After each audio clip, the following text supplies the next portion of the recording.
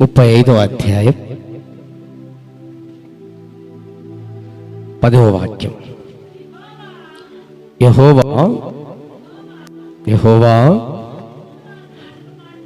యెహోవా విమోచించిన వారు పాటలు పాడుచు తిరిగి సియోనుకు వచ్చెదరు. వారి తలల మీద నిత్యానందముండును. వారు ఆనంద సంతోషము గలవారై వచ్చును.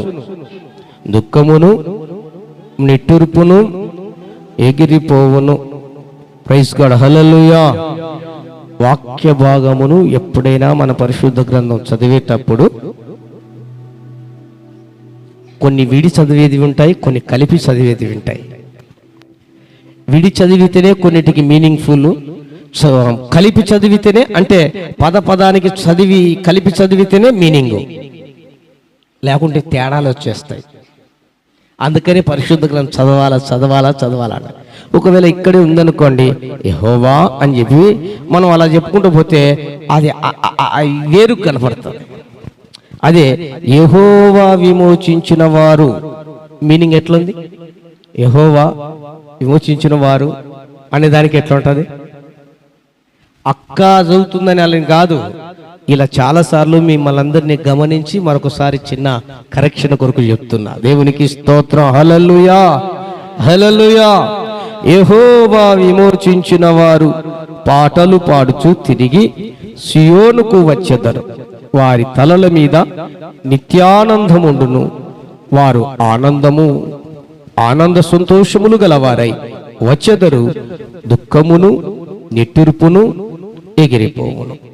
లాస్ట్ మాట వచ్చిన లాస్ట్ లైన్, దుఃఖమును నిట్టూర్పును ఎగిరిపోవును.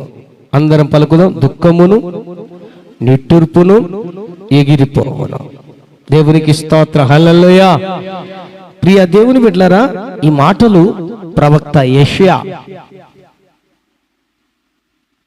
రాస్తున్నాడు. తన ప్రజలను ఉద్దేశించి, తన ప్రజలు సంతోషంగా ఉండాలని, తన ప్రజలు ఆనందంగా ఉండాలని, తన ప్రజలు నెమ్మదిగా ఉండాలని, తన ప్రజలు విడుదల కలిగి విముక్తి పొంది ఆశీర్వదించబడాలని యెషయా ప్రవక్త వ్రాయిచున్నటువంటి మాట ఈ లేఖనం.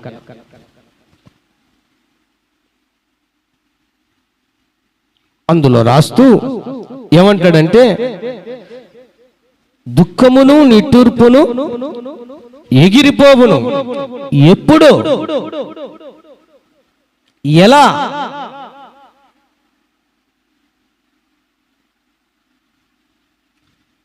ఎప్పుడు, ఎలా దుఃఖమును నిట్టూర్పును ఎగిరిపోతుంది?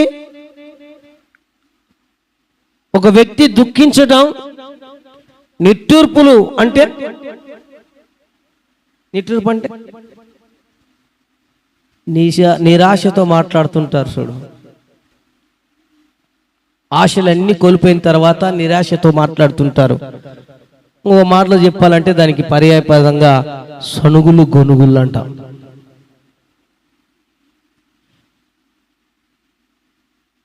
ఎందుకని? ఎప్పుడు వస్తుంది ఆ దుఃఖము నిట్టూర్పు మనిషికి? ఎప్పుడు కలుగుతుందండి? సమస్యలన్నీ ఆవరించబడినప్పుడు మనిషికి, కుటుంబంలో తీరని కష్టాలు ఉన్నప్పుడు,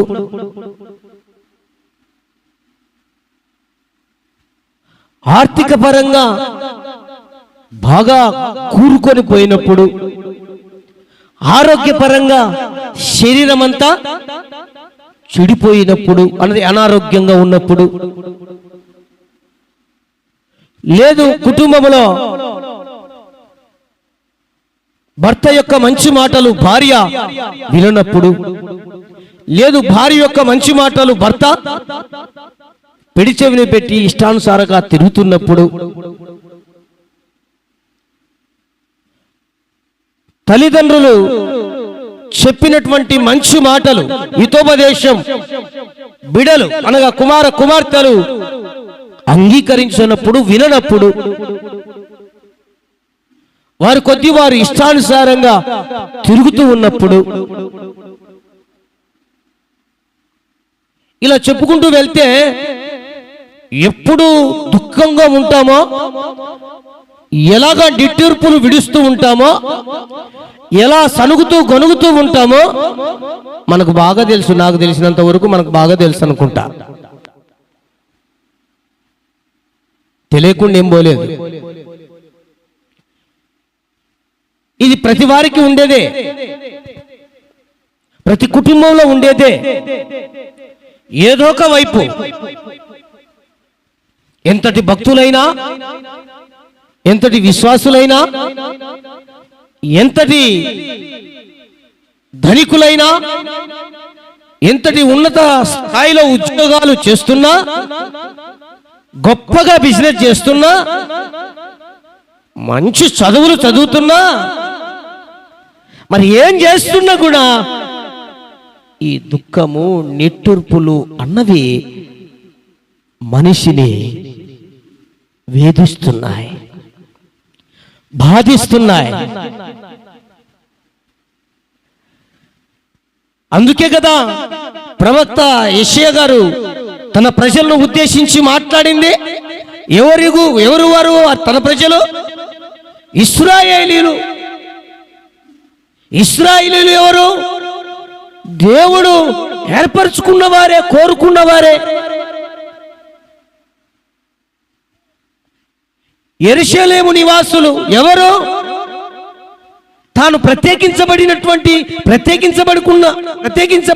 గుంపులో ఉన్నవారే.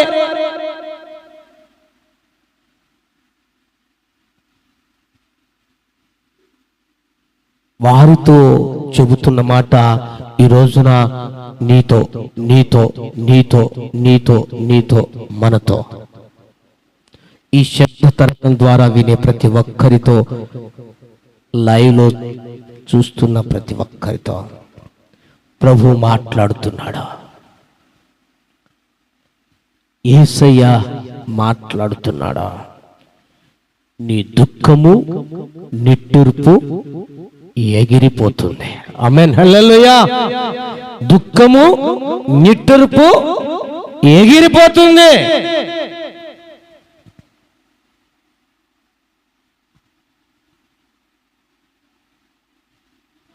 సంతోషంగాను, సమాధానంగాను, ఆనందంగాను, నెమ్మదిగాను, సంతృప్తిగాను నీవు ఈ విశ్వాస జీవిత యాత్రలో ఈ లోకములో ప్రయాణం చేస్తావు. ఎప్పుడు అంటే కొన్ని మాటలు నేను మీ ముందుంచుతాను, వాటిని శ్రద్ధగా ఆలకించండి. వాటి ప్రకారంగా నడవగలిగితే నిజంగా నేను ప్రభు పేరిట సెలవిస్తున్నాను, తెలియజేస్తున్నాను, నీ దుఃఖం ఎంతున్నా, నీ నిట్టూర్పులు ఏమై ఉన్నా అవి ఎగిరిపోతాయి యేసు నామములో. హల్లెలూయా, హల్లెలూయా. ఆ దుఃఖము, నిట్టూర్పు ఎగిరిపోవాలి అంటే నీ కన్నీటిని తుడిచే దేవుడు, నీ కన్నీటిని నాట్యముగా మార్చే దేవుడు, నీ మారా అనుభవాన్ని మధురముగా మార్చే దేవుడు, నీ ఎండిన ఎడారి జీవితాన్ని సెలయేరులుగా మార్చగలిగిన దేవుడు, అరణ్యములో నడిచే నీ జీవితాన్ని, ఆ త్రోవను రహదారిగా మార్చే దేవుడు ఈ రోజున నీతోనే సూటిగా మాట్లాడుతున్నాడు. శ్రద్ధగా విని ఈ సమయమందు ఆ ప్రకారంగా నడవడానికి తీర్మానం చేస్తే ఖచ్చితంగా దుఃఖము, నిట్టూర్పు నీ నుండి ఎగిరిపోతుంది. హల్లెలూయా. పరిశుద్ధ గ్రంథములో నుంచి సమూయేలు రాసిన మొదటి గ్రంథం, సమూయేలు రాసినటువంటి మొదటి గ్రంథం 1వ అధ్యాయం 10వ వాక్యం. 1వ అధ్యాయం 10వ వాక్యం. బహు దుఃఖాక్రాంతురాలై వచ్చి యెహోవా సన్నిధిలో ప్రార్థన చేయుచు బహుగా ఏడ్చుచు, సైన్యములకు అధిపత్యకు యెహోవా,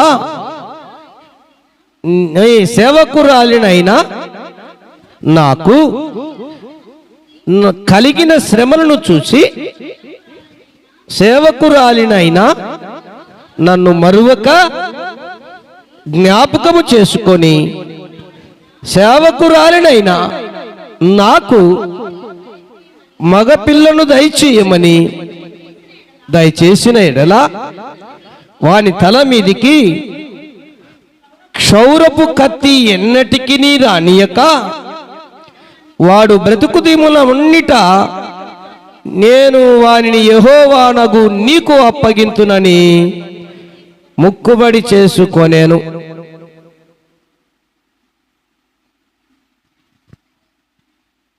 ఇక్కడ హన్నా అన్నటువంటి స్త్రీ బహువేదనతో దుఃఖాక్రాంతురాలై ఏడ్చుచు దేవుని సన్నిధిలోనికి వచ్చి దేవునికి మనవి చేస్తా ఉంది.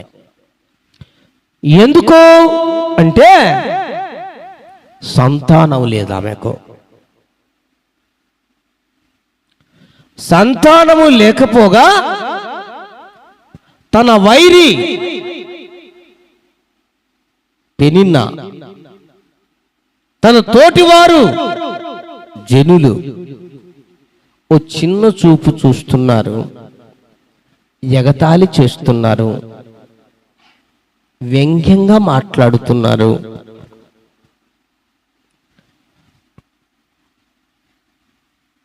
ఆమెకు సంతానము లేదని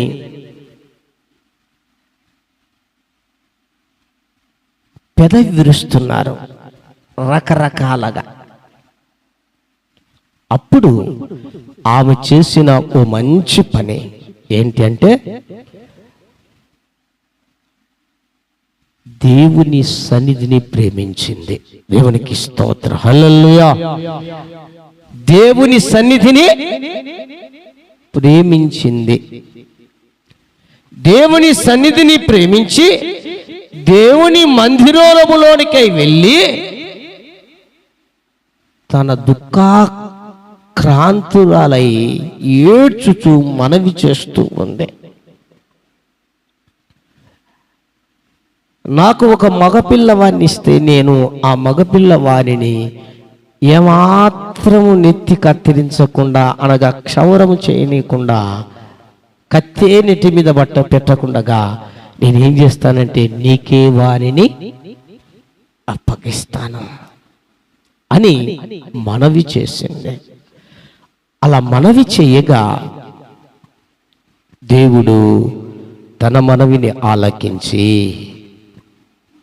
ఏమన్నాడు? ఆమెను జ్ఞాపకము చేసుకొని 19వ వచనం, లేచి మురికి రామాలోని వచ్చిరి. అంతటా కూడెను. యెహోవా ఆమెను జ్ఞాపకము చేసుకొనేను గనుక అర్ణ గర్భము ధరించి దినములు నిండినప్పుడు ఒక కుమారుని కని నేను యెహోవాకు మొక్కుకొని వీడిని అడిగితి ననుకొని వారికి సమూయేలు అని పేరు పెట్టెను. దేవునికి స్తోత్రం, హల్లెలూయా.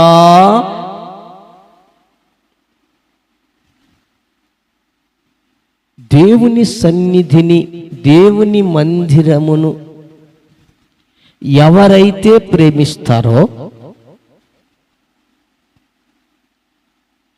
వారి దుఃఖం, వారి నిట్టూర్పులు ఎగిరిపోతాయి. దేవునికి స్తోత్రం, హల్లెలూయా. వారి బాధ నివారణ అయిపోతుంది. ఇది నా స్వార్థంతో చెప్తున్న మాట కాదు. పై వాక్యములో గినక మనం చదివితే అక్కడ వ్రాయబడి ఉంది, ఆమెకున్న బాధను బట్టి, ఏడుపును బట్టి, నిట్టూర్పులను బట్టి, ఆమెకున్న లోటుపాటును బట్టి దేవుని మందిరంలోనికే ప్రవేశించి ఏడ్చి మనవి చేస్తూ ఉంది. ఆ మనవి దేవుడు జ్ఞాపకం చేసుకొని విని ఏం చేశాడంట, చక్కటి కుమారుణ్ణి సమూయేలును అనుగ్రహించాడు. హల్లెలూయా. ఇక దుఃఖం ఉంటుందండి? అడిగింది ఇచ్చినప్పుడు దుఃఖం ఉంటుందా? నిట్టూర్పులు ఉంటాయా? ఇక పెదవిరిచేవారు ఎవరైనా నీ ప్రక్కల ఉంటారా? ఎగతాళి చేసేవారు ఉంటారా? గేలు చేసే వాళ్ళు ఉంటారా? ఏ నోరైతే అనిందో ఆ నోరు గప్చుప్.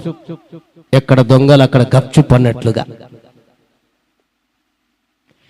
ఏ పెదవులైతే గుసగుస మాట్లాడుకొని ఎలకల్లాగా నిన్ను గురించి, నీ కుటుంబం గురించి, ఎక్కడ దొంగలు అక్కడ గప్చుప్.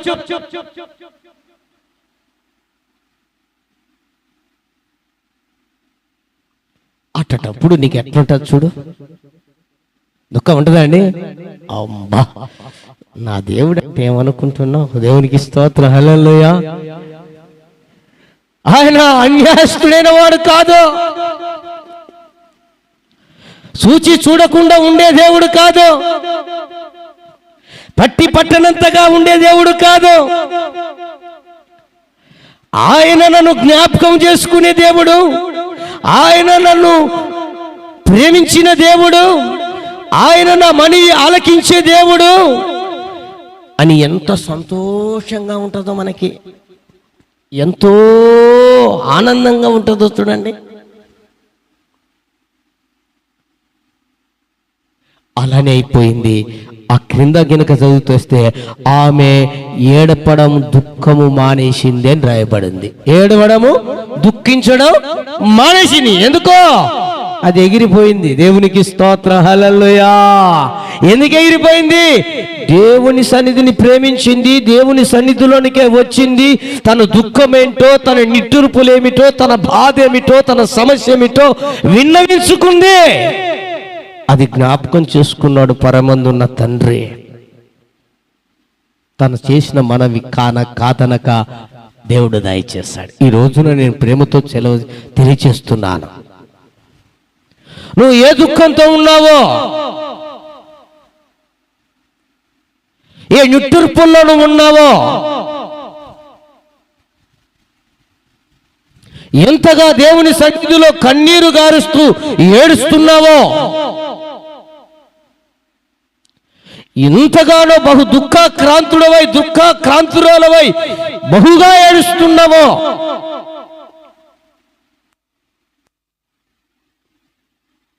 నీవు దేవుని సన్నిధిని ప్రేమించే బిడ్డగా ఉంటే, దేవుని సన్నిధిని ప్రేమించడం అంటే ఏంటండి చెప్పాలి. సేవకులు ఎంత అడిగితే అంత కానుకలు తెచ్చి ఇవ్వడమా? లేకపోతే నిర్ణయించుకున్నటువంటి నెల సందా తెచ్చి ఆడ పడేయడమా? లేదు, నేను రాకపోయినా నా కానికి బాక్సులో ఏమో దేవుడు ముష్టుడైనట్టు, ఈమె కానుక లేకుంటే ఆయన అడక్కుంటాడు కదా అన్నట్లుగా. ఎవరు? నేను కాదు, దేవుడు. ఈమె రాదు, ఈయన రారు, కానుక పేరటేయాలాడు. ఇదే దేవుణ్ణి ప్రేమించటం అంటే దేవుని సన్నిధిలోనికై ప్రవేశించటం. హల్లెలూయా. ఆ తర్వాత మిగతావి, నీ కానుకైనా, నీ దశమభాగమైనా, నీ స్వేచ్ఛార్పణైనా, లేకపోతే నీకున్నది ఏదైనా తర్వాత విషయం. నువ్వే దూరంగా ఉండి, నువ్వే దేవుని సన్నిధిని ప్రేమించకుండా, నువ్వే దూరంగా ఉండి, నేనంటే దేవుడు అంటే ప్రేమిస్తాడా? ఏంది ప్రేమించేది? చాలా మంది అంటారు, దేవుడు అంటే ఎంత ప్రేమ అనుకుంటున్నావు, నాకు ఎట్లా వెల్లడి చేస్తున్నావు అంటే, ఇదిగో దేవుని మందిరానికి ఇంత కానుకిచ్చా, ఇంత దేవుని సేవకుని పోషణ కొరకు ఇచ్చా, ఇంత సేవకు ఖర్చు పెట్టా. ఏం ఖర్చు పెట్టావో, ఏం కట్టె పెట్టావో మాకు తెలియదు, కానీ నువ్వు దేవుని సన్నిధిని ప్రేమించడం అంటే ఏంటో తెలుసా? నాకు తెలిసిన నిర్వచనం బైబిల్ గ్రంథములో లేఖనానుసారంగా దేవుని సన్నిధిలోనికై ప్రవేశించటం. హల్లెలూయా. నువ్వు దేవుని సన్నిధిలోనికై ప్రవేశించి నీ దుఃఖమేమిటో, నీ బాధ ఏమిటో, నీ ఏడుపు ఏమిటో, నీ నిట్టూర్పు ఏమిటో, నీ సమస్య ఏమిటో, నీ అనారోగ్యం ఏమిటో, నీ ఆర్థిక ఇబ్బందులు ఏమిటో, నీకున్నటువంటి తెలివితేటలు ఎంతెంత మాత్రం ఎంతవరకు ఉన్నాయో, లేక నువ్వు ఉంటున్న పరిస్థితులు ఏమిటో, వాటన్నిటినీ దేవుని సన్నిధిని ప్రేమించి అందులో ప్రవేశించి ఆయనతో మనవి చేయటమే. హల్లెలూయా.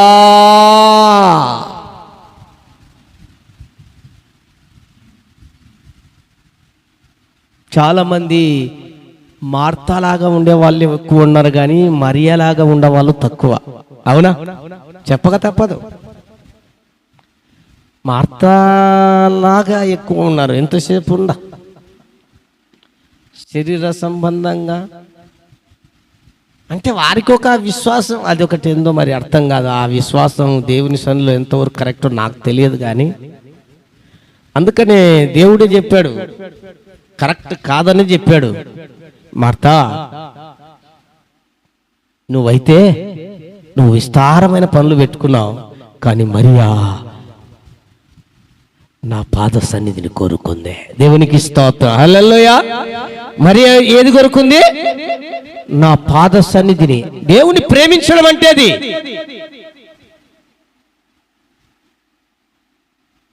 దేవుని సన్నిధిలో ప్రవేశించడం, ప్రేమించడం అంటే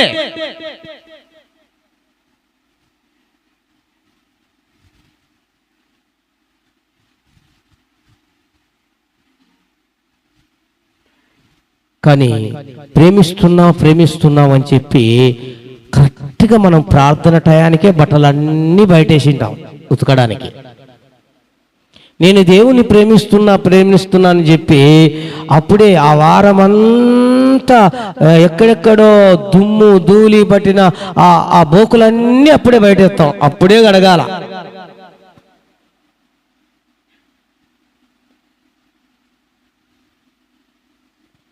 మరికొందరు ఉన్నారు,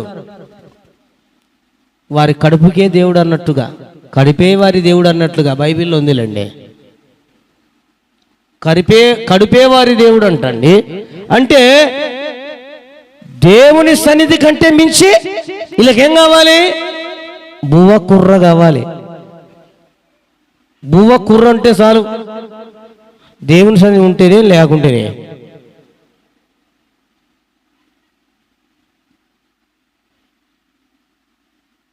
అన్నానికి కూడా చేసుకోవడానికి కూడా దేవుని సన్నిధికి వెళ్ళలేరు కూర చేయడానికని.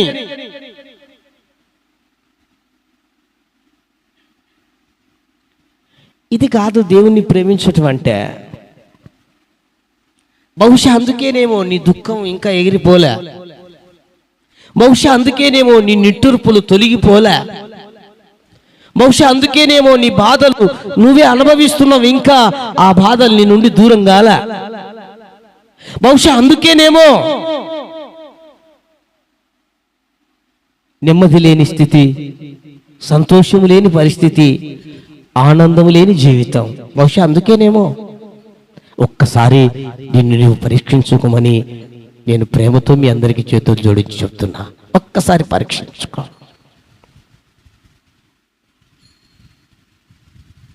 దేవుణ్ణి ప్రేమించడం అంటే దేవుని సన్నిధిలోనికే ప్రవేశించడం అని అర్థం.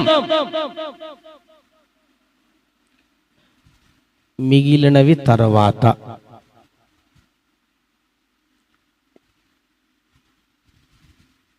అన్నం అవసరమే తినడానికి, అందులో కూర అవసరమే తినడానికి. ఆ అన్నము కూర చేసుకోవాలంటే బోకులు తోముకోవడం కూడా అవసరమే, నేను కూడా కాదనను. బట్టలు వేసుకోవాలంటే బట్టలు కూడా అవసరమే, ఉతుక్కోవాలి, నేను కాదనను. ఇంట్లోకి సరుకులు కావాలంటే సంతకి వెళ్ళాల్సిందే, నేను కూడా కాదనను.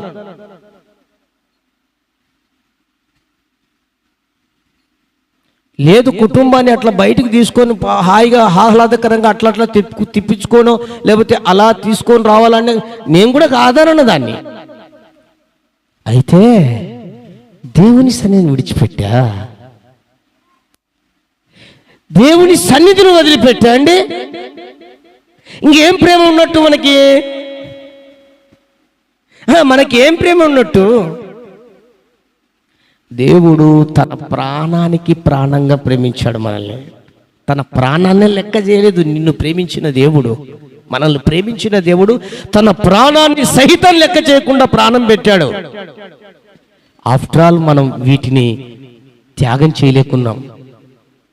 అంటే దేవుని సన్నిధిని ప్రేమించిన అని చెప్పబడుతున్నాం, మనం దేవుని సన్నిధిలోనికి ప్రవేశించలేకపోతున్నాం. ఎంత దౌర్భాగ్యం! ఇంట్లోనే ఉంటున్నాం, ఎక్కడ బెల్లం కొట్టిన రాయల కదలం.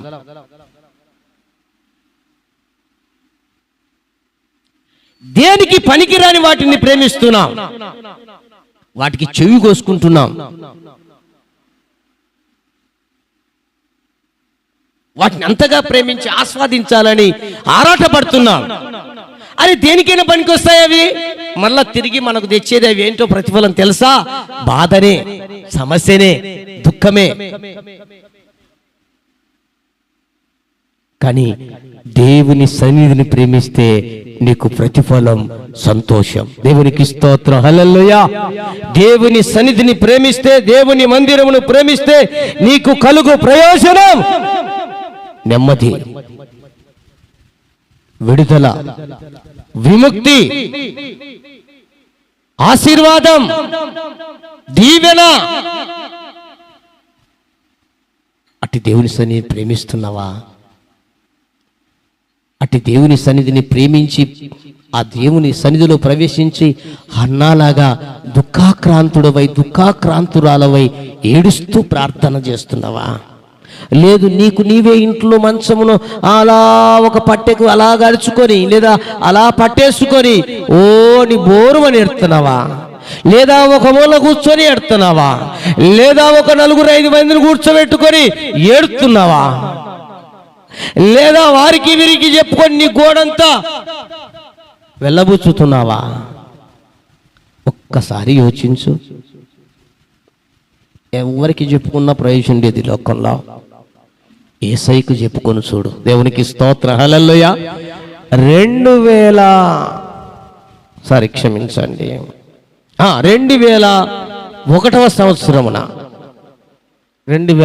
సంవత్సరమున నేను చాలా మందికి చెప్పా నాకున్న సమస్య. చాలా మందికి చెప్పుకున్నా. ఇంకో మాట చెప్పనా, సీక్రెట్ గా అనేక మంది డాక్టర్ల దగ్గరికి కూడా పోయి వైద్యం తీసుకున్నా, ఇంట్లో కూడా చెప్పకుండా.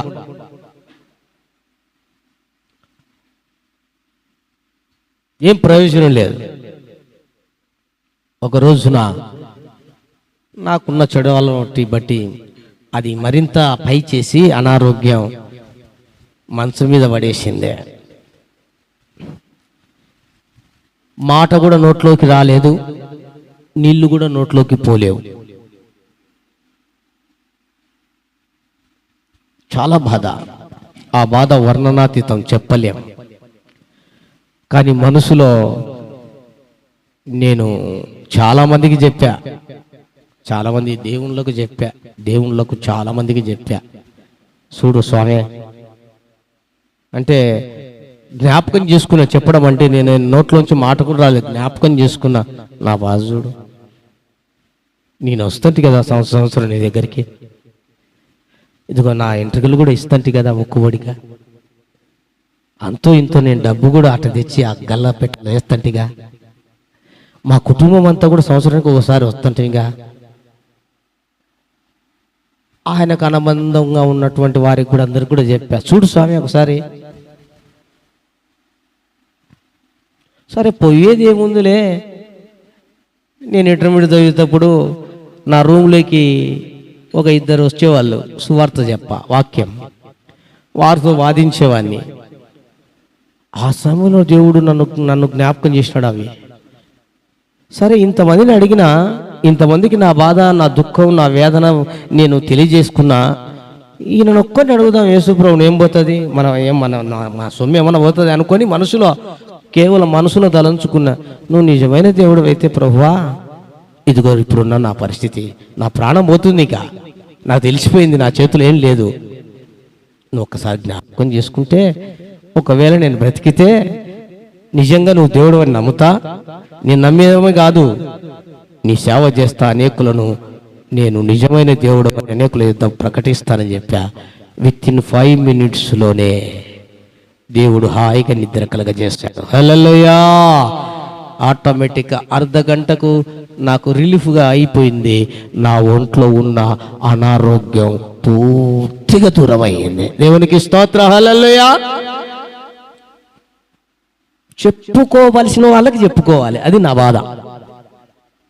మనం ఎవరికి చెప్పుకుంటే మన బాధ తీరుస్తారో వాళ్ళకి చెప్పుకోవాలి. మన కష్టాలు ఎవరికి చెప్పుకుంటూ తీరుస్తారో వాళ్ళకి చెప్పుకోవాలి. అంతేగాని ఎగతాళి చేసి ఉండే వాళ్ళకు చెప్తే ఏమైంది, ఇంకా ఎగతాళి చేస్తారు. అవమానపరిచే వారికి చెప్తే ఏం చేస్తారు, ఇంకా అవమానపరుస్తారు. ఆ కుటుంబం ఎట్లా అంటండి, ఆ భార్య ఎట్లా అంటండి, ఆ భర్త ఎట్లా అంటండి, వారి పిల్లలు ఎట్లా అంటండి, నిన్ను గురించి ఇంకొక 100 మందికి చెప్తారు. దేవుని సన్నిధిలోనికి ప్రవేశించి దేవునికి చెప్పు. దేవునికి స్తోత్రం. హల్లెలూయా. హల్లెలూయా. అది ఏదో తీరని నీ కష్టం ఏదైనా సరే, తీరని బాధ అది ఏదైనా సరే, తీరని దుఃఖం ఏదైనా సరే, తీరని కన్నీరు ఏదైనా సరే, మరి ఏదైనా సరే అండి, దేవునికి చెప్పు. యేసయ్య వినేవాడు, ఆయన జ్ఞాపకం చేసుకునే దేవుడు. ఆనాడు హన్నాను జ్ఞాపకం చేసుకున్నాడు. దైవ సన్నిధిలోనికే వచ్చి ప్రేమించి ఆయన సన్నిధిలో ప్రార్థన చేస్తూ ఉంటే ఆమెను జ్ఞాపకం చేసుకున్నాడు. చక్కటి గర్భఫలపు సంతానం కుమారుణ్ణి, స్వాస్థ్యపు కుమారుణ్ణి సమూయేలుని ఇచ్చాడు. దేవునికి స్తోత్రం. హల్లెలూయా. ఆ సమూయేలు ఎలాంటి వాడో తెలుసా అండి? ఇచ్చిన ఆ కుమారుడు కూడా సమూయేలు ఎలాంటి వాడో చెప్పండి. బలవంతుడు కథలు పక్కన పెడితే రాజును కూడా శాసించగలిగిన వ్యక్తి. హల్లెలూయా. రాజులను సహితం, సామంతులను సహితం, అనేక అధికారుల సహితం, అనేకుల సహితం సమూయేలు అంటే వణుకు పుడుతూ దగ్గరకు వచ్చి చేతులు కట్టుకొని చెప్పు స్వామే అనాల్సిందే. అలాంటి కుమారుణ్ణి ఇచ్చాడు దేవుడు. దేవునికి స్తోత్రం. హల్లెలూయా. మరి అట్లాంటి కుమారుణ్ణి కనినటువంటి ఆమె ఇక దుఃఖం ఉంటుందండి మనసులో, హృదయములో, లేదా ఈ మైండ్లో ఉంటుందా? ఎగిరిపోయిట చిటిక్కి. దేవునికి స్తోత్రం. హల్లెలూయా. అందుకనే ఈ రోజున నేను ప్రేమతో తెలియజేస్తున్నాను, హన్నాలాగా దేవుని సన్నిధిలోనికై ప్రవేశించి ప్రార్థన చేయి. నువ్వు ప్రేమిస్తున్నావంటే, ప్రేమిస్తున్నానని చెప్పి నువ్వు ఇష్టానుసారంగా ఇష్టం వచ్చిన పనులు చేస్తూ, నీకు నచ్చిన చోటికెల్లా వెళ్తూ, దేవుని సన్నిధిని పక్కన పెట్టి పని పాట లేకుండా తిరుగుతూ, ఏదో నలుగురిని కూర్చోబెట్టుకొని 4 మాటలు మాట్లాడుతూ, ఏదేదో సమయాన్ని వెళ్ళబుచ్చుకొని నేను కూడా దేవుని ప్రేమిస్తున్నా, నేను కూడా దేవుని నీ బొంద, నువ్వేంది ప్రేమించేది అని అంటాడు దేవుడు. నేను కాదనేది, నువ్వేంది నన్ను ప్రేమించేది, నీ బొంద ప్రేమిస్తున్నావు. ఈ వ్యవహారాన్ని ఒక్కదాన్ని త్యాగం చేయలేకుండా నా సన్నిధికి రాలేకున్నాను. ఈ తిరిగే ఆ పరిస్థితిని ఒక్కదాన్ని త్యాగం చేయలేకుండా నా సన్నిధికి రాలేకున్నాను. ఇదిగో ఫలానా ఫంక్షన్ అని, ఫలానా పెళ్లి అని, ఫలానా పేరెంటమని, ఏమండి 4 ఆదివారాలు ఉంటే 4 రకాలు. ఇదే మనం ప్రేమించేది దేవుణ్ణి. ఏమండి మనకెన్ని నెలకు వారాలు? 4 ఆదివారాలు. 4 ఆదివారాల్లో ఒకరోజు ఒక ఆదివారం పెళ్లి అండి, ఒక ఆదివారం పెళ్లి, ఇంకొక ఆదివారం ఇల్లు ఓపెనింగ్ అండి, ఇంకొక ఆదివారం చెప్పండి పేరెంటం అండి, ఇంకొక ఆదివారం షాపింగ్ అండి, ఇంకేముండే బొంద ఆదివారాలు ఇంకెక్కడి నుంచి వస్తాయి? మళ్ళీ నేను ప్రేమిస్తాను అంటే ఏంది ప్రేమిస్తాను నువ్వు?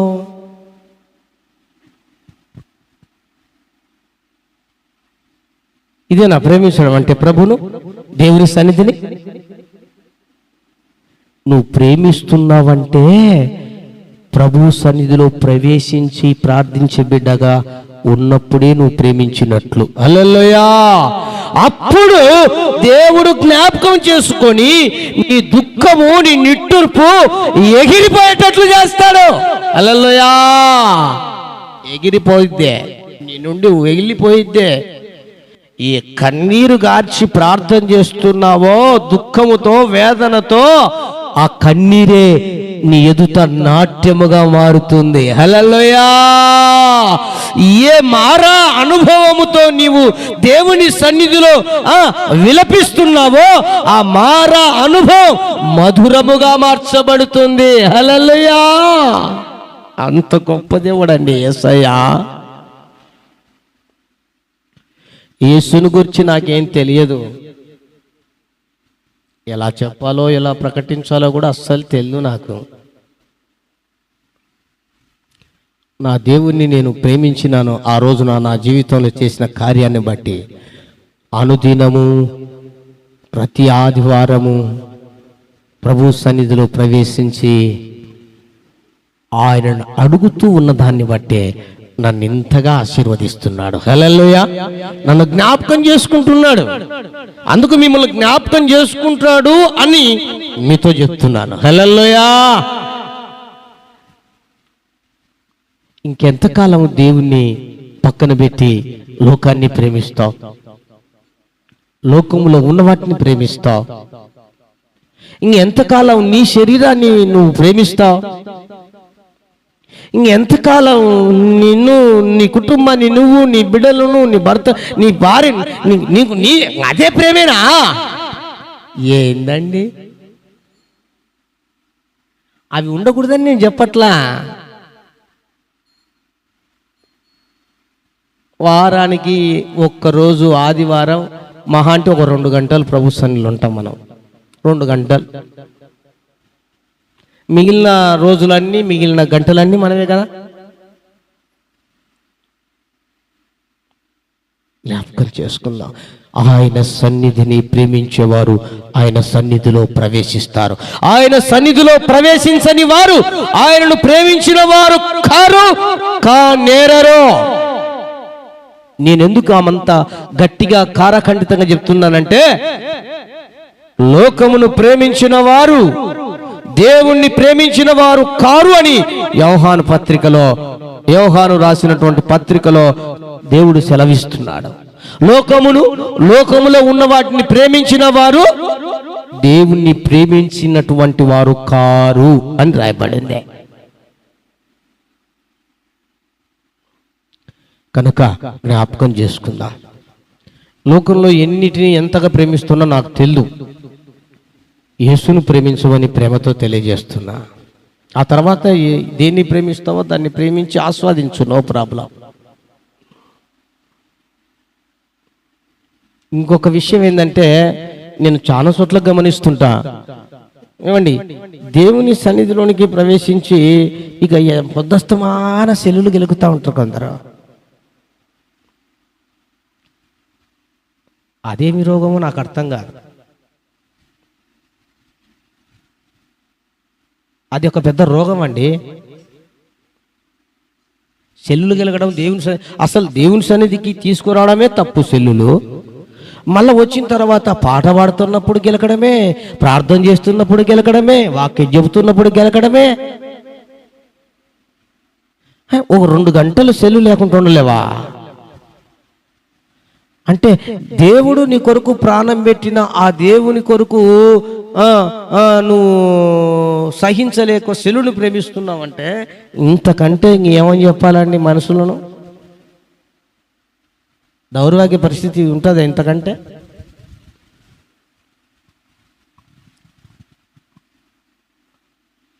జ్ఞాపకం చేసుకుందాం. ప్రభును ప్రేమించాలి, దేవుని సన్నిధిని ప్రేమించాలి. ఆమె ప్రేమించింది ప్రభును కాబట్టి దైవ సన్నిధిలోనికై ప్రవేశించి ప్రార్థన చేసింది, జ్ఞాపకం చేసుకున్నాడు.